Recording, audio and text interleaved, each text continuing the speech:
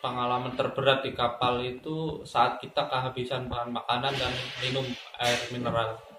Itu benar-benar penderitaan yang nggak bisa dilupakan lah. Selama 2 bulan kita hanya makan ikan digoreng doang.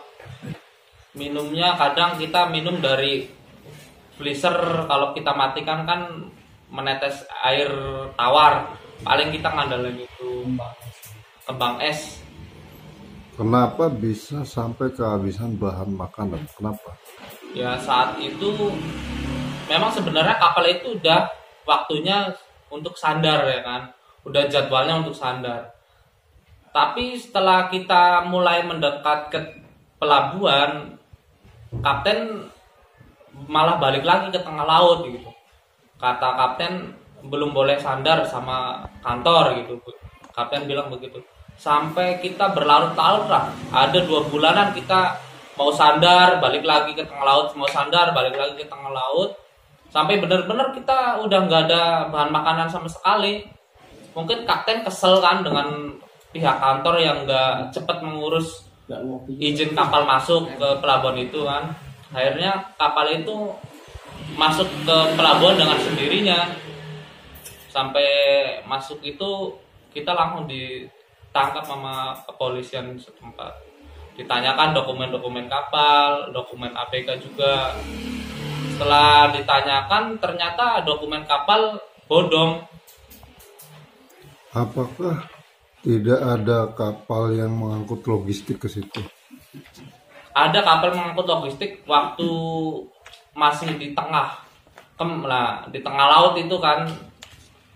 Cuma pada saat kita terlunta-lunta selama 2 bulan itu nggak ada bahan makanan, kapal collecting kita itu sedang sandar di Horugue waktu itu. Ya, jadi dari Cape Town ke Horugue kan sangat jauh sekali.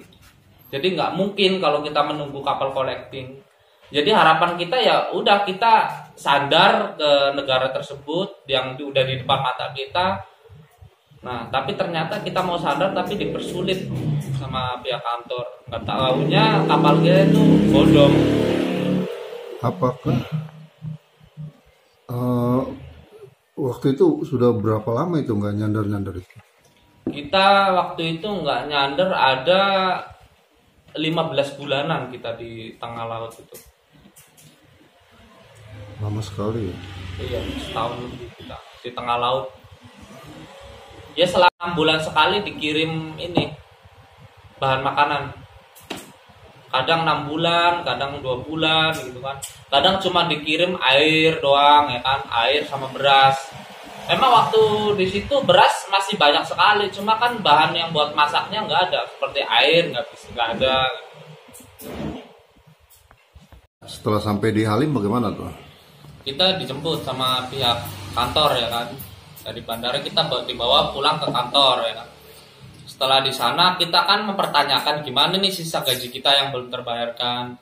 Kantor hanya bilang nanti saya akan mengurusnya, saya akan menghubungi si Jay lah, pengurus kapal yang di sana.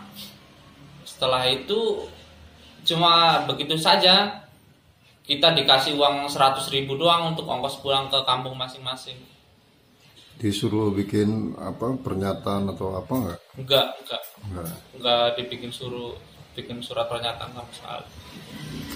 Setelah sampai di kampung dengan biaya 100.000 itu gimana tuh komunikasi dengan orang kantor? Kita pernah menanyakan kabarnya lagi kan, tapi sama kantor sudah tidak direspon lagi, sudah tidak ada responan lah.